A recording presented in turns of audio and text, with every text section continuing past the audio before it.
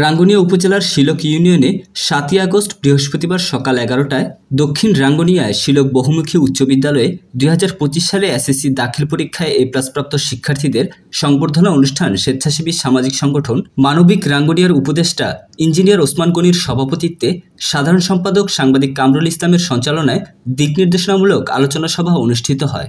এতে উদ্বোধক হিসেবে বক্তব্য রাখেন দক্ষিণ রাঙ্গুনিয়া থানা যুবদলের আহ্বায়ক শাহজাহান শিকদার। প্রধান অতিথি হিসাবে বক্তব্য রাখেন রাঙ্গুনিয়া উপজেলা বিএনপির যুগ্ম আহ্বায়ক আফসার হোসেন তালুকদার। প্রধান বক্তা হিসেবে বক্তব্য রাখেন শিলক বহুমুখী উচ্চ বিদ্যালয়ের পরিচালনা পরিষদের সভাপতি লায়েক আলী তালুকদার।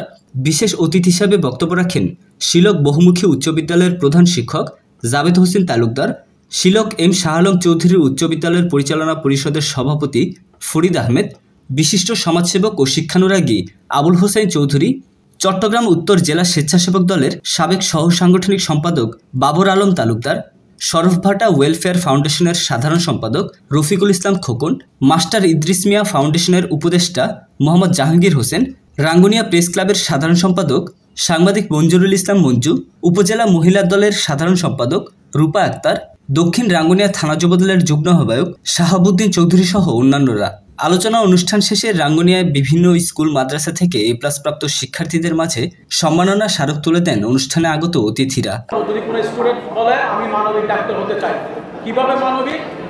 আমি মানুষের সেবা করতে চাই ডাক্তার হয়ে, আমি শিক্ষক হয়ে সেবা করতে চাই জাতিকে, আমি ইঞ্জিনিয়ার হয়ে আমি সেবা করতে চাই। কেননা আমরা প্রোগ্রাম করব বা এই প্রোগ্রাম ছাড়াও বিভিন্ন ইভেন্ট, হুইল চেয়ার বিতরণ, পা দক্ষিণ রাঙ্গুনিয়ায় অলরেডি আমি পাহীন মানুষকে কৃত্রিম পা সংশোধন করে দিয়েছি ব্যবসায়ী ফাউন্ডেশনের মাধ্যমে।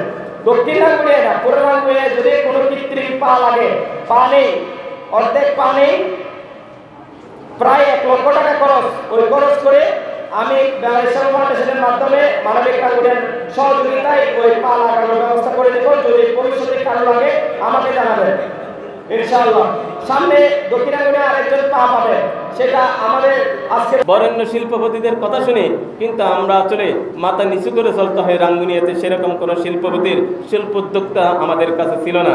আজকে আমরা পেয়েছি আফসার হোসেন তালুকদার ভাইকে উদাত্ত আহ্বান জানাবো এই কোমলমতি শিক্ষার্থীরা যাতে আগামীতে যখন কর্মসংস্থানের জন্য উদ্যোগী হবে, হয় আপনি তাদেরকে কর্মসংস্থানের ব্যবস্থা করবেন, না হয় আপনার মতো শিল্পোদ্যোক্তা হওয়ার কিভাবে হওয়া যায় সে কলা কৌশলটুকু আপনি তাদেরকে দেখিয়ে দিবেন, জানিয়ে দিবেন।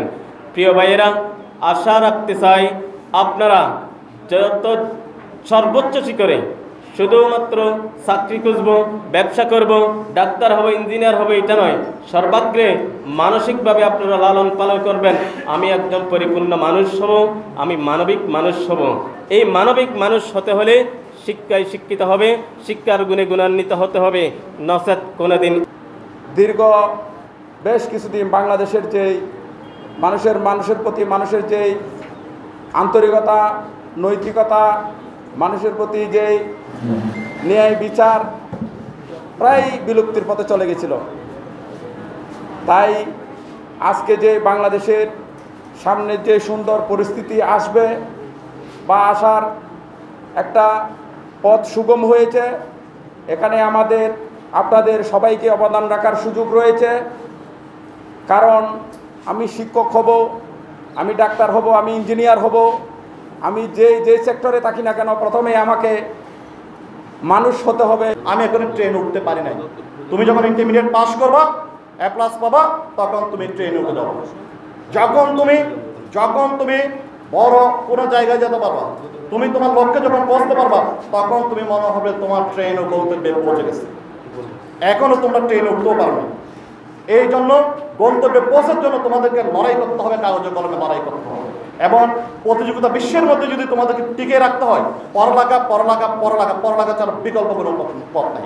আর মধ্যবিত্ত যারা আছো, এরা পড়ালেখা ছাড়া অন্য কিছু পারতেই পারবে না, চিন্তাও করতে পারবে না মধ্যবিত্তরা। কারণ